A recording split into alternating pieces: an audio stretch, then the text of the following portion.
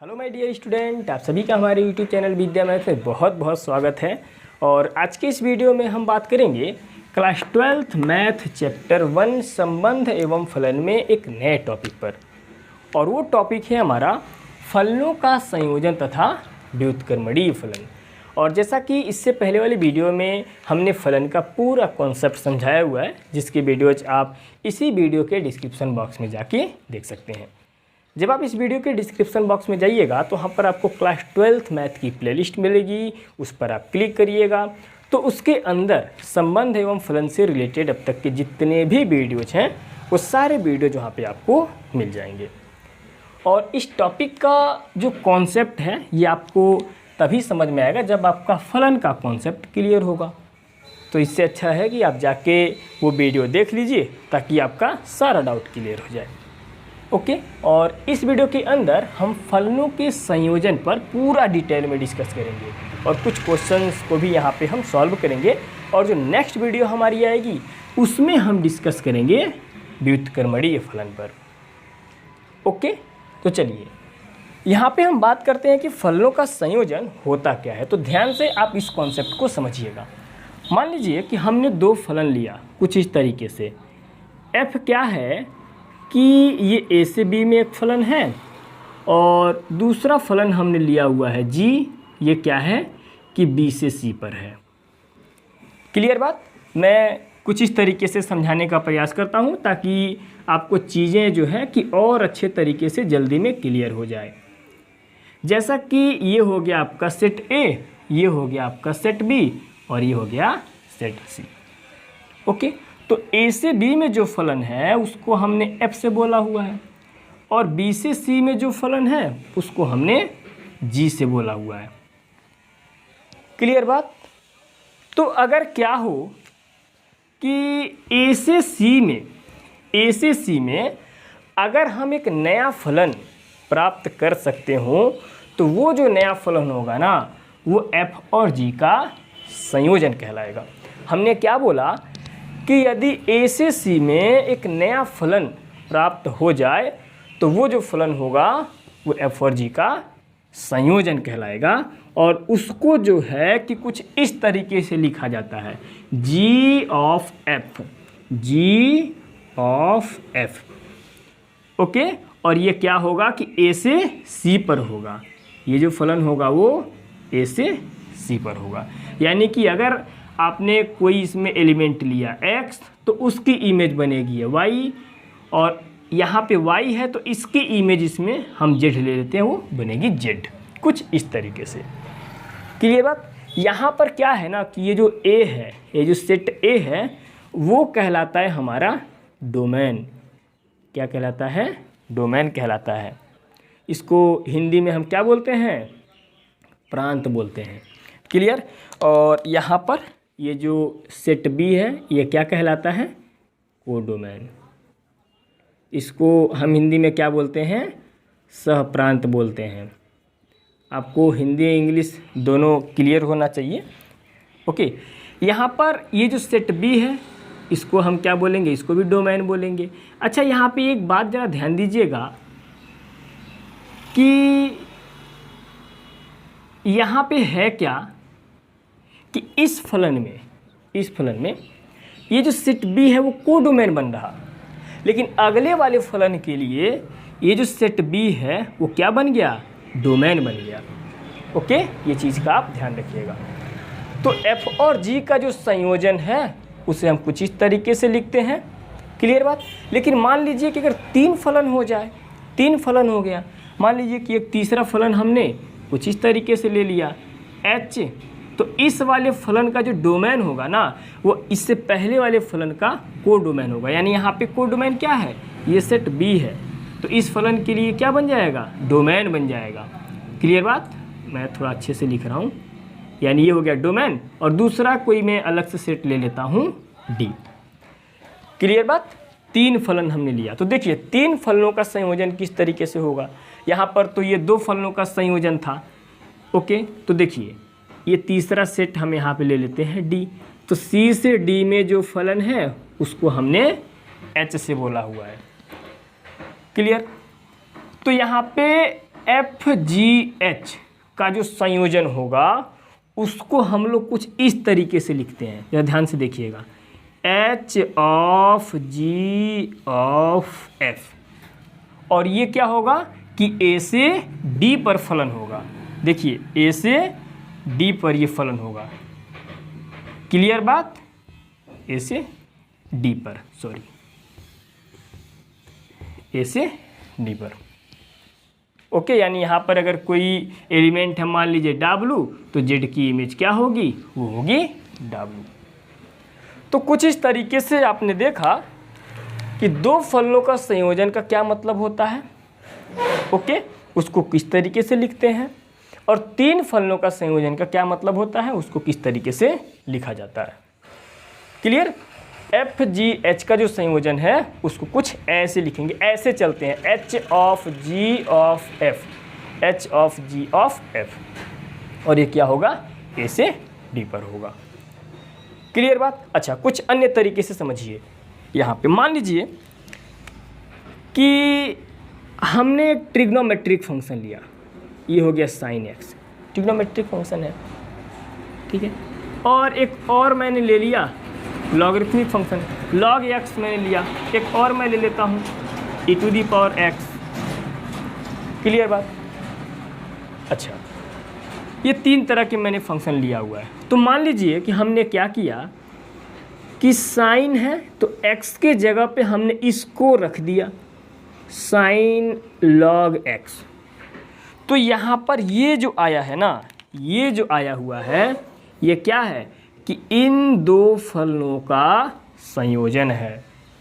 बात समझ में आया? क्लियर हो गया होगा। मैं आपको स्लो इसलिए समझा रहा हूँ ना कि अभी तो आप क्लास 11th से 12th में गए हैं। ओके, आप कह रहेंगे कि सर बहुत स्लो समझा रहे हैं। मुझे पूरा समझा इसलिए रहे स्लो ताकि चीज़ें आपको बहुत अच्छे से क्लियर हों, क्योंकि आप नए स्टूडेंट हैं, अभी क्लास 11th से 12th में गए हुए हैं। तो चीज़ें जो है ना कि मुझे अच्छे से एक्सप्लेन करनी है ताकि हर डाउट इसमें जो है ना वो क्लियर हो जाए। ओके, अच्छा, मान लीजिए कि हमने क्या किया कि यहाँ पे x के जगह पे हमने e⁻x रख दिया, इस एक्सपोनेंशियल फंक्शन को रख दिया, यानी हमने क्या किया कि इसे साइन e⁻x ऐसे मैंने कर दिया, ठीक है ना। यहाँ पे क्या था कि ये दो फलनों का संयोजन था, साइन log x, और यहाँ पे क्या हो गया, आप देख सकते हैं कि यहाँ पर भी ये दो फलनों का संयोजन हो गया, ठीक है, यानी इस फलन और इस फलन का संयोजन कुछ इस तरीके से हो गया। ओके, तो ये क्या है? दो फलनों का संयोजन है। क्लियर बात?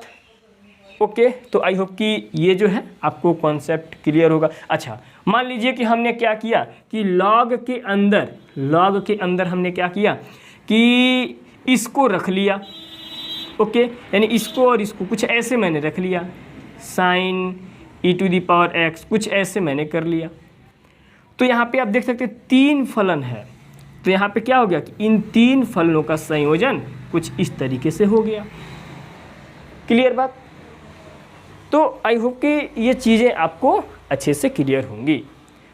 अच्छा, मैं यहाँ पे क्या करता हूँ कि जो डिफिनेशन है ना उसको थोड़ा सा मैं और अच्छे तरीके से लिख दे रहा हूँ ताकि जो चीज़ें हैं वो क्लियर होती रहे। अगर आप नोट्स बना रहे होंगे तो आपको कोई भी डाउट ना हो। क्लियर? अच्छा, यदि क्या हो, जैसे मान लीजिए अगर आप इसकी परिभाषा लिखना चाहते हैं तो आप NCERT बुक से भी लिख सकते हैं, लेकिन फिर भी हम यहाँ पे लिख देते हैं। यदि मान लीजिए कि ABC ये क्या हो कि अरिक्त समुच्चय हो, ये सभी क्या है? अरिक्त समुच्चय हो। अच्छा, अरिक्त समुच्चय का मैंने मतलब समझाया हुआ था। अरिक्त समुच्चय का मतलब ये हुआ ना कि ये ABC जो समुच्चय है ना वो खाली नहीं है, इसके अंदर कोई ना कोई अवयव मौजूद है। ओके, यदि ABC अरिक्त समुच्चय हो और F क्या हो, F A से B में, यदि F क्या है A से B में एक फलन है और G क्या हो कि B से C में दूसरा फलन है, दो फलन हो, मैं ऐसे यहाँ पे लिख देता हूँ, दो फलन हो तो एफ और जी के एफ और जी के संयोजन को गॉस से प्रदर्शित करते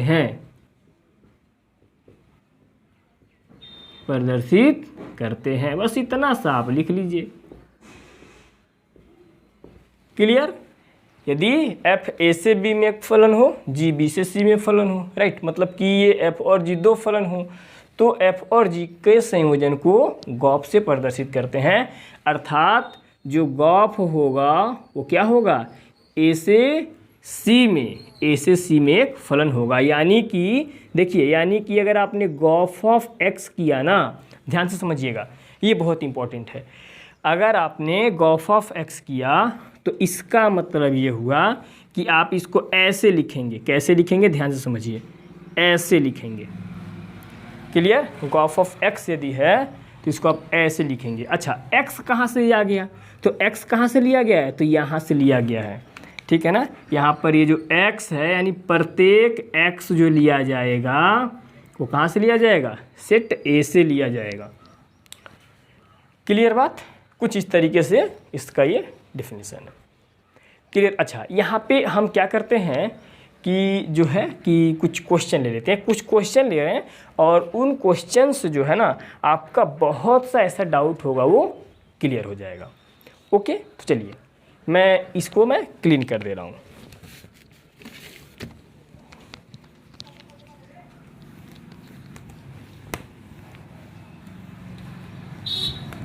जैसे मान लीजिए कि हमने जो है कि एक क्वेश्चन लिया कुछ इस तरीके से, कई सारे मैं क्वेश्चंस लूँगा। एफ ऑफ एक्स क्या है कि ये है आपका साइन एक्स प्लस 3। क्लियर बात? और जी ऑफ एक्स क्या है कि ये है आपका e to the power x मान लीजिए। ओके, तो यहाँ पे क्या है कि मान लीजिए कि आपको गॉस ऑफ एक्स निकालना है, ये चीज़ आपको फाइंड करनी है। क्लियर बात? रेट से आपको सही तरीके से दिखाई दे रहा है ना? हाँ, ठीक है। हमें क्या करना है कि गॉस ऑफ एक्स निकालना है। तो देखिए, ये आप कैसे निकालेंगे, तो ध्यान से समझिएगा। अभी मैंने आपको बताया इसको कैसे लिखा जाएगा। तो देखिए, अब इसका मतलब क्या हुआ कि देखिए, ये जो है ना, ये जो गॉस ऑफ एक्स है, इसको आप लिखेंगे जी ऑफ एफ एक्स। क्लियर बात? ऐसे आप लिखेंगे। अच्छा, अब ध्यान से समझिएगा, जी के अंदर एफ एक्स डाला गया है, तो यहाँ पे आप क्या करेंगे, एफ एक्स की जगह पे इसको पुट कर देंगे, ई टू दी पावर एक्स रखेंगे। क्लियर बात? आपने रख दिया। अच्छा, अब मेरी बात सुनिएगा, जी के अंदर, सॉरी मैंने गलत लिख दिया, सॉरी ये नहीं, जी के अंदर एफ एक्स डाला गया, तो एफ एक्स की जगह पे क्या है, साइन एक्स प्लस 3 है ना, मैंने ध्यान नहीं दिया, ये हो गया साइन एक्स प्लस 3। क्लियर बात? अच्छा, जी के अंदर ये डाला गया है, एफ एक्स की आपने वैल्यू पुट कर दी सीधा, तो जी के अंदर ये डाला गया है। अब जरा फंक्शन को देखिए, एक्स यहाँ है, जब एक्स डाला गया जी के अंदर तो ई पे ये एक्स हो रहा। अगर एक्स के जगह पे मान लीजिए एक्स प्लस 2 होगा, तो जब यहाँ एक्स प्लस 2 होगा तो इसका मतलब ई पे पावर एक्स प्लस 2 होगा। तो भाई एक्स के प्लेस पर क्या है, ये है ना एक्स के प्लेस पर, तो इसका मतलब यहाँ पे क्या बन जाएगा, ई पे पावर साइन एक्स प्लस 3 हो जाएगा। ये हो गया आपका गॉस ऑफ एक्स। क्लियर बात? यहाँ पे ये गॉस ऑफ एक्स आ गया। अच्छा, एक चीज़ और यहाँ पे हम आपसे पूछते हैं, हम आपसे ये पूछते हैं कि बताइए फॉग ऑफ एक्स क्या होगा, ये क्या होगा, ये बता दीजिए। ठीक है ना? तो इसको हम कैसे निकालेंगे, ध्यान समझिएगा। यहाँ पे हम क्या करते हैं, ये तो पहला वाला मान लीजिए था, ओके, ये पहला वाला था, ये दूसरा वाला है। हमें क्या निकालना है, फॉग ऑफ एक्स निकालना है। ठीक है ना? देखिए, फॉग ऑफ एक्स का क्या मतलब होता है, इसको आप लिख सकते हैं कुछ इस तरीके से, आप लिख सकते हैं। ओके, अच्छा, अब जी एक्स, एफ के अंदर जी एक्स है, तो जी एक्स क्या है, e to the power x है, तो ये हो गया आपका e to the power x. Clear बात?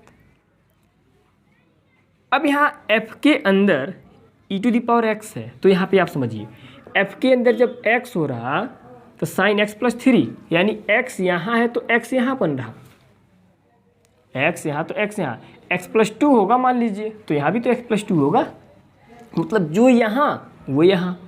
तो f के अंदर e⁻x है, तो जब e⁻x यहाँ तो यानी e⁻x यहाँ, तो यानी क्या हो गया हमारा साइन e⁻x + 3। ओके, तो कुछ इस तरीके से यहाँ पे ये क्या हो गया fog of x हो गया। यहाँ पर भी देखिए यह भी क्या है कि g और f का संयोजन है और यहाँ पे f और g का संयोजन है, मतलब दोनों एक ही चीज़ है, लेकिन हाँ मतलब संयोजन है ना, लेकिन दोनों अलग अलग हैं। यहाँ भी दो फलनों का संयोजन है और यहाँ भी दो फलनों का संयोजन है। ओके, तो आप ये कभी मत समझिएगा कि ये दोनों इक्वल हैं। क्या दोनों इक्वल आ रहे हैं?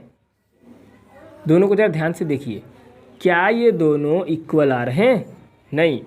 तो यानी दो फलनों का जो संयोजन होता है ना, वो क्रम विनिमय नियम का पालन नहीं करता है। क्रम विनिमय नियम का पालन का मतलब कि क्रम अगर हम चेंज कर दें तो वो इक्वल नहीं होते हैं। जैसे कि g ऑफ f है यहाँ पे, और यहाँ पे क्या है कि f ऑफ g है, क्रम उल्टा है कि नहीं। g यहाँ पे आप देख सकते हैं कुछ इस तरीके से, g यहाँ पे है और ये f यहाँ है, तो यहाँ पे मतलब ऐसा तो समझ सकते हैं। तो यानी कि एक बात तो जो है ना कि आपको पता चला, और वो ये है कि इसे आप नोट में करके लिख लीजिए कि f ऑफ g जो है वो कभी भी इक्वल नहीं होता है g ऑफ f के। फॉग ऑफ के इक्वल कभी नहीं होता है। इस बात को आप ध्यान में रखिएगा, बहुत बहुत इम्पोर्टेंट है। ओके, चीज़ें समझ में आ रही हैं? चलिए अब यहाँ पे देखिए हम क्या करते हैं, एक और क्वेश्चन ले लेते हैं, कुछ थोड़ा सा बड़ा टाइप में ले लेते हैं। हम इसको क्या कर रहे हैं, क्लीन कर रहे हैं। क्वेश्चन को जो है कि हम कुछ ऐसे ले लें। तो देखिए इसमें 3 फलन दिए गए हैं और वो कुछ इस तरीके से। f क्या है कि n से n पर दिया हुआ है, g क्या है कि यह भी n से n पर दिया हुआ है, और जो तीसरा है वो h जो है वो n से r पर दिया हुआ है।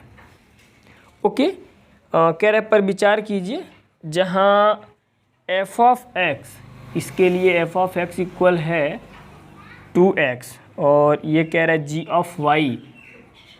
ऑफ y क्या है 3y + 4 है, और ये दिया हुआ है h ऑफ z है। h ऑफ z क्या दिया हुआ है sin z, h of z equal sin z for every x y z, यानी जो भी x y z है वो नेचुरल नंबर से है। क्लियर बात? ये n क्या है नेचुरल नंबर है, r क्या है रियल नंबर है। अच्छा, कह रहा है हमें सिद्ध करना है, क्या सिद्ध करना है कि h of g of f equal h of g of f, यानी ये इक्वल होगा। क्लियर? ये चीज़ हमें क्या करना है, सिद्ध करना है। काफ़ी अच्छा क्वेश्चन है, ज़रा ध्यान दीजिएगा, काफ़ी अच्छा क्वेश्चन है। अब यहाँ पे देखिए इसको हम कैसे सिद्ध करेंगे, तो इसके लिए हम यहाँ पे क्या करते हैं कि पहले LHS लेके चलते हैं, यानी ये लेके चलते हैं LHS। और यहाँ पे मैं आपको एक बात बता दूँ ना कि ये जो h of g of f, ये जो फलन होगा वो किससे किस पर होगा, इस n से इस r पर होगा ये फलन, यानी ये जो फलन है वो क्या होगा n से r पर होगा। तो इसके लिए अगर हम कोई भी अगर अवयव लेंगे वो कहाँ से लेंगे, वो n से लेंगे कोई अवयव। तो यहाँ पे हम ले लेते हैं, कैसे लेंगे तो ज़रा ध्यान दीजिएगा। यहाँ पे हमने क्या किया कि h of g of f एक अवयव ले लेते हैं x। क्लियर बात? हमने कुछ इस तरीके से लिया हुआ है। अच्छा, अब देखिए इसको हम ऐसे लिख लेते हैं। अब ये जो है इसको हम कुछ ऐसे एक्सप्रेस करेंगे, g ऑफ fx, कुछ ऐसे हम व्यक्त करेंगे इसको। क्लियर बात? अच्छा, अब देखिए यहाँ पे क्या होगा कि ये हो गया कुछ इस तरीके से, और इसको हम क्या करेंगे कुछ ऐसे एक्सप्रेस कर सकते हैं। क्लियर बात?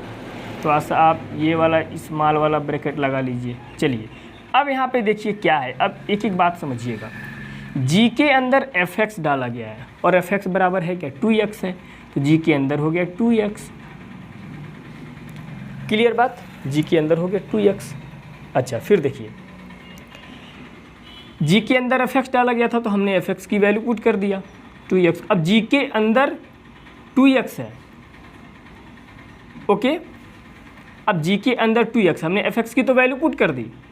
अब देखिए अगर यहाँ y है 3y+4 बन रहा, तो y की जगह पे क्या है, जी के अंदर 2x है, तब यहाँ 2x होगा तो इसका मतलब यहाँ 2x होगा ना। तो देखिए यानी h के अंदर अब क्या हो गया, कुछ ऐसे हो गया कि 3 × 2x+4, तो यहाँ पे क्या हो गया, h के अंदर 6x+4। अब देखिए h के अंदर 6x+4 है, यहाँ h के अंदर z है तो साइन z, तो जब z की जगह पे क्या है 6x+4 है, तो इसका मतलब क्या आ गया, साइन 6x+4 आ गया। तो ये हो गया हमारा LHS। अब ज़रा हम RHS को देख लेते हैं, RHS ज़रा हम देख लेते हैं, ओके नो RHS। तो RHS में क्या है, ये है, तो इसको हम लिख लेते हैं H of G of F। Clear बात, तो कोई हम वैल्यू ले लेते हैं इसको, ठीक है ना। हमने ले लिया x, कुछ इस तरीके से हमने x कुछ ऐसे ले लिया, ओके। अच्छा अब देखिए यहाँ पे क्या होगा कि हम इसको लिख सकते हैं क्या, h of g of fx, ऐसे लिख सकते हैं। क्लियर बात, अब देखिए h ऑफ g fx के जगह पे क्या है, 2x है, क्योंकि fx बराबर क्या दिया हुआ है, 2x, ओके। अब देखिए इसको हम लिख सकते हैं h of g of 2x, g क्यों हमने यहाँ पे रख दिया, अच्छा मतलब 2x को हमने इसके साथ कंबाइन कर दिया कुछ इस तरीके से। अच्छा g के अंदर है 2x, तो g के अंदर है 2x यानी यहाँ पे होगा 2x होगा तो यहाँ पे 2x होगा, यानी 6x+4 हो गया, 6x+4 हो गया। अब h के अंदर क्या है 6x+4, सो यहाँ पे क्या हो गया, साइन 6x+4। क्लियर बात, तो यहाँ पे आप देख सकते हैं कि LHS और RHS क्या है, दोनों बराबर है, so LHS equal to RHS, proved, okay, proved हो गया। अच्छा ये तो था क्वेश्चन नंबर 2। अब हम एक काम करते हैं कि एक और क्वेश्चन ले लेते हैं। क्लियर, एक और हम क्वेश्चन लेते हैं, और वो क्वेश्चन जो है कि मैं कुछ इस तरीके से ले रहा हूँ, थोड़ा सा मैं इससे थोड़ा सा मैं डिफ़िकल्ट ले रहा हूँ, इसको मैं क्लीन कर दे रहा हूँ। मैं उम्मीद करता हूँ कि ये जो क्वेश्चन होगा वो आपको समझ में आया होगा। देखिए कोई भी अगर आपको डाउट हो ना, कोई भी अगर आपको डाउट हो तो वो चीज़ आप हमसे कमेंट करके पूछ सकते हैं, या फिर यदि आप हमारे व्हाट्सएप ग्रुप से ज्वाइन हैं तो वहाँ से भी जो है कि आप अपने डाउट्स को क्लियर कर सकते हैं, ओके। चलिए हम चलते हैं क्वेश्चन नंबर 3 की ओर। इस क्वेश्चन को मैं कुछ ऐसे ले रहा हूँ, मान लीजिए कि f ऑफ x मुझे दिया हुआ है 2x/2x² प्लस 1 मैं ले लेता हूँ, मैं ऐसा ले लेता हूँ। हमें क्या करना है कि f ऑफ fx, ये चीज़ मुझे निकालना है, ओके, ये चीज़ मुझे निकालना है। अच्छा एक काम और हम कर रहे हैं कि ये तो मैं फर्स्ट में मान लेता हूँ, मैं दूसरा मान लेता हूँ कि मुझे f ऑफ f1/2 ये मुझे निकालना है, फिर ये भी मुझे निकालना है, दोनों चीज़ें मुझे निकालनी है। तो देखिए ये हम कैसे फाइंड करेंगे, यहाँ पे आप समझिएगा, यहाँ पे हम सॉल्व कर रहे हैं, ओके, यहाँ पे हम सॉल्व कर रहे हैं। अच्छा ये जो है ना, ये फंक्शन रियल नंबर से रियल नंबर पर है, ठीक है, ये क्या है कि r से r पर है डिफाइन। चलिए अब देखिए ध्यान से, f ऑफ fx, ऐसा बोलने का मतलब क्या हुआ कि f ऑफ fx हुआ। आप fx के जगह पे वैल्यू पुट कर दीजिए, क्या है fx बराबर, कुछ ऐसा है ना, fx के जगह पे क्या है, ये पूरा पार्ट है, ठीक है ना। चलिए अब देखिए क्या होगा कि एफ के अंदर ये है और यहाँ पे एक्स है, तो यहाँ एक्स हो रहा है, यहाँ एक्स हो रहा, तो एक्स के प्लेस पर क्या है, ये पूरा है। ध्यान से देखिए, एक्स के जगह पे यहाँ एक्स है, तो वो एक्स यहाँ लिखा जा रहा है, यहाँ लिखा जा रहा है, लेकिन यहाँ पे क्या है कि एक्स के जगह पे ये पूरा संख्या है, तो यानी ये जो है वो यहाँ भी लिखा जाएगा, यहाँ भी लिखा जाएगा। यानी कि इसको अगर हम लिखना चाहें तो देखिए, एक्स जहाँ जहाँ है यहाँ हो जाएगा 2, एक्स के जगह पे ये पूरी संख्या है, क्योंकि एफ के अंदर एफ एक्स था तो हमने एफ एक्स पूरा ले आकर रख दिया।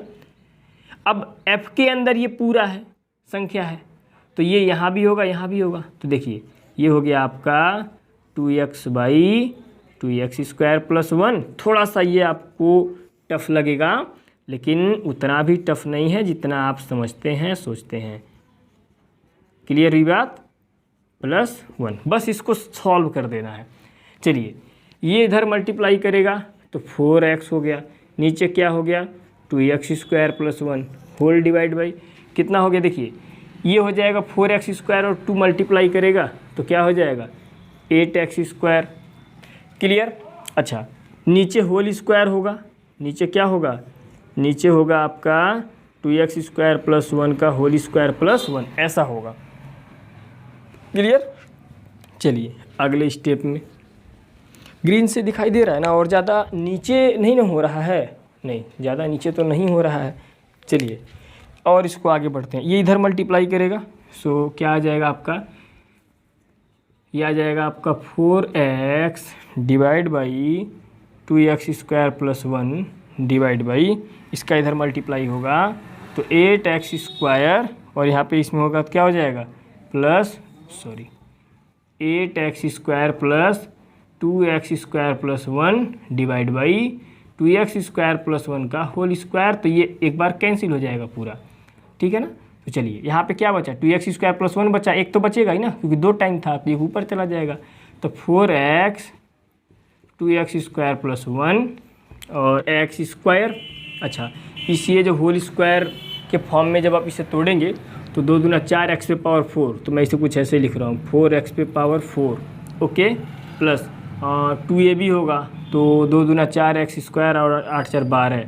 देखिए कैलकुलेशन आप कर लीजिएगा, ठीक है। तो यहाँ पे हमने क्या किया कि ये f(f(x) ये चीज़ जो है ना हमने फाइंड आउट कर लिया हुआ है। क्लियर हुई बात? ओके, अब हमें देखिए ये निकालने हैं, क्या निकालने हैं, 1/2 हो तो x की जगह पे 1/2 है तो आप 1/2 पुट कर दीजिए। सो यहाँ पे क्या हो जाएगा 4, 1/2, ये हो जाएगा 2।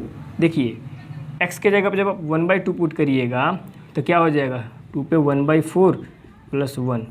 क्लियर? यहाँ पे हो जाएगा 4, x के जगह पे 1/2 जब पुट करिएगा 2 दूना 4 दूना 8 दूना 16 हो जाएगा। सो ये हो जाएगा 16 प्लस ये हो जाएगा 12, 2 दूना 4। क्लियर? और 1, बस सिंप्लीफाई करना है इसको।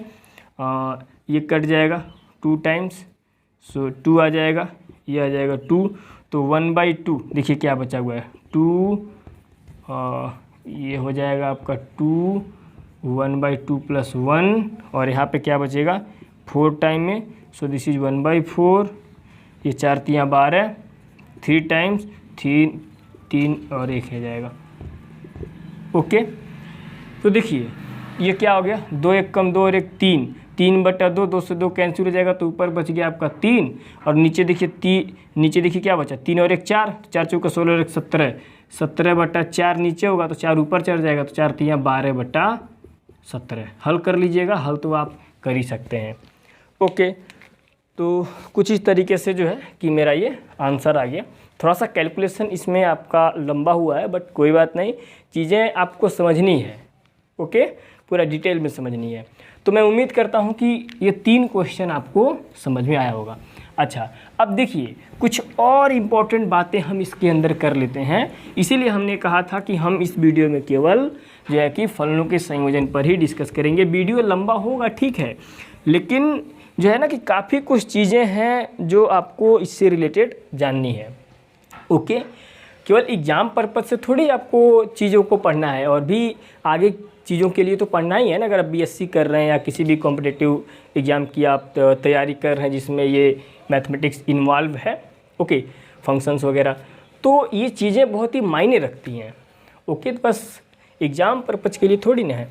अच्छा देखिए ध्यान से, अब यहाँ पे ध्यान से समझिएगा कुछ और बेसिक चीज़ें जो हम आपको बताना चाह रहे हैं, और ये इम्पोर्टेंट भी है और एग्ज़ाम में पूछा भी गया है। और वो क्या है कि जैसे मान लीजिए कि f क्या है, ये एक प्रमेय है, या आप एक क्वेश्चन के हिसाब से आप समझ सकते हैं, क्वेश्चन भी आप समझ सकते हैं कि ये है। यदि f a से b में मान लीजिए एक फलन है, ठीक है, कैसा फलन है, तो एक एकी है, एक एकी फलन है। एक एकी फलन का मतलब आप समझ गए होंगे, एक एकी फलन है। क्लियर बात। अच्छा, एक और फलन है g, वो क्या है, b से c में, यह भी एक एकी फलन है, यह भी क्या है, एक एकी फलन है। तो अगर यह भी एक एकी फलन है और यह भी एक एकी फलन है, तो इन दोनों का जो संयोजन होता है ना, संयोजन कैसे लिखेंगे, ऐसे लिखेंगे। तो यहाँ पे देखिएगा, तो ये जो संयोजन है gof such that a tends to c, ये जो होगा यह भी कैसा होगा, एक एकी फलन होगा, एक एकी फलन। देखिए आपको क्वेश्चन में तो थोड़ा इस तरीके से लिखा हुआ है। क्वेश्चन किस तरह से बनेगा, क्वेश्चन ऐसे होगा कि यदि f such that a tends to b तथा g such that b tends to c दोनों एकाकी फलन हैं, तो सिद्ध करिए कि gof such that a tends to c भी एकाकी फलन होगा। ऐसे क्वेश्चन पूछा जाएगा। जैसा कि मैंने बोला, आपके एनसीईआरटी बुक में ना उदाहरण में ये क्वेश्चन भी है। ओके, तो आप कैसे सिद्ध करेंगे कि ये एकाकी फलन है। आपको ये दोनों पता है, ये पता है एकाकी फलन है, ये पता है एकाकी फलन है, तो आप सिद्ध कैसे करेंगे कि ये एकाकी फलन है। ये उदाहरण में आपको जरूर मिलेगा एनसीईआरटी के उदाहरण में। ओके, एनसीईआरटी के उदाहरण में आपको ये क्वेश्चन जरूर मिलेगा, इम्पोर्टेंट है। तो आप कैसे सिद्ध करेंगे कि ये एकाकी फलन है। तो देखिए हम कैसे सिद्ध करेंगे, प्रूफ ध्यान से समझिएगा, प्रूफ समझिएगा।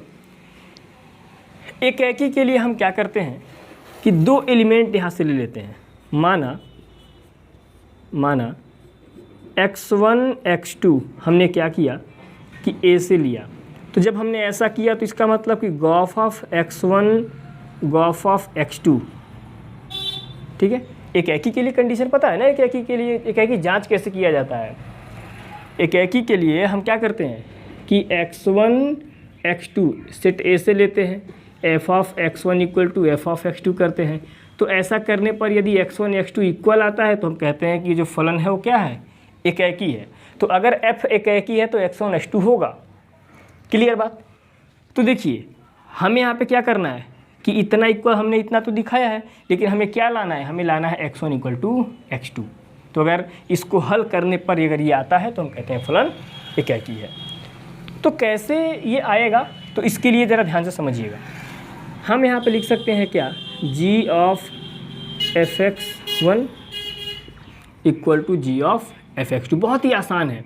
अब मेरी बात समझिएगा, अगर ये फलन एकाकी है तो x1 x2 बराबर होगा, या x1 x2 अगर ये बराबर आ रहा जो आपने यहाँ से लिया हुआ है तो आप ये बोलेंगे कि f जो है कि एकाकी है। तो देखिए g के अंदर ये डाला गया है f ऑफ x1 और यहाँ g के अंदर ये डाला गया f ऑफ x2, और शुरू में ही ये बात बोला गया है, शुरू में ही बोला गया है कि ये दोनों तो एकाकी हैं ही, ये दोनों एकाकी हैं। तो यहाँ पे g एकाकी है, यहाँ पे ये जो g है वो क्या है, एकाकी है। क्योंकि g एकाकी फलन है, क्या है, एकाकी फलन है। तो जब g एकाकी फलन है तो इसका मतलब ये हुआ कि ये दोनों जो है ना, ये अंदर जो रखे गए हैं वो दोनों बराबर होंगे, यानी f ऑफ x1 जो होगा, इसलिए f of x1 equal to f of x2। Clear. अब फिर देखिए, अब f वाले पर बात करते हैं। शुरुआत में ही बोल दिया गया है कि ये f एकाकी है, f एकाकी है, शुरुआत में ही बोल दिया गया है। ओके, चूँकि f एकाकी है, तो जब f एकाकी है, इसमें लॉजिकली सोचना है चीज़ों को। ओके, तो जब ये f एकाकी है तो अंदर जो है रखे गए हैं ना, ये बराबर होंगे। सो x1 इक्वल टू x2, यानी ये वही आ गया। तो हमें क्या करना है, अब आपको कि सर आप कहना क्या चाह रहे थे, तो मैं फिर से एक बार आपको समझा देता हूँ। ओके, ये एकाकी है, फिर से मैं एक बार आपको समझा देता हूँ। देखिए यहाँ पे क्या था कि आपको दो एकाकी फलन दिए गए थे, एक ये और एक ये, दो ही एकाकी फलन दिए गए थे। आपको सिद्ध करना था कि इनका जो संयोजन होगा वो एकाकी होगा, ये एकाकी होगा, ये सिद्ध करना है। ओके, ये एकाकी होगा, सिद्ध करना है। तो इसके एकाकी सिद्ध करने के लिए हमने क्या किया कि x1 और x2 यहाँ से लिया, हमने ऐसा किया। तो ऐसा करने का मतलब हमने ऐसा लिखा, और हमें पता है कि g एकाकी है इस रूल से। ये जो मैंने आपको बताया कि अगर f एकाकी है तो x1 x2 बराबर होगा, अंदर जो रखे गए हैं वो बराबर होंगे। तो शुरू में हमको पता है, शुरुआत में ही बोला कि ये तो एकाकी बोला ही गया है, तो जब g को एकाकी बोला गया तो अंदर जो दोनों लोग बैठे हैं वो दोनों क्या होंगे, बराबर होंगे। अच्छा, फिर बोला गया कि f एकाकी है, जब f को एकाकी ही बोला गया है तो इसके अंदर जो बैठे हैं वो दोनों क्या होंगे, बराबर होंगे, एकाकी हो गया। ओके, तो ये एक क्वेश्चन था, या आप प्रमेय भी बोल सकते हैं। ओके, काफ़ी इम्पोर्टेंट था, तो इसको आप ध्यान में रखिएगा। अच्छा, आच्छादक के लिए भी होता है। आच्छादक के लिए अगर ये आच्छादक फलन है, अगर ये आच्छादक फलन है, यह भी आच्छादक फलन है। ओके, तो देखिए यह भी आच्छादक फलन होगा, इनका जो संयोजन होगा वो भी क्या होगा, आच्छादक फलन होगा। ओके, अच्छा, ये क्वेश्चन कैसे पूछा जाएगा, आपसे ये पूछा जाएगा ना कि यदि f such that a tends to b तथा g such that b tends to c दोनों आच्छादक फलन हैं, तो सिद्ध करिए कि gof such that a tends to b आच्छादक फलन होगा। ये आपसे क्वेश्चन पूछा जाएगा कुछ इस तरीके से। कैसे आप इसे सिद्ध करिएगा,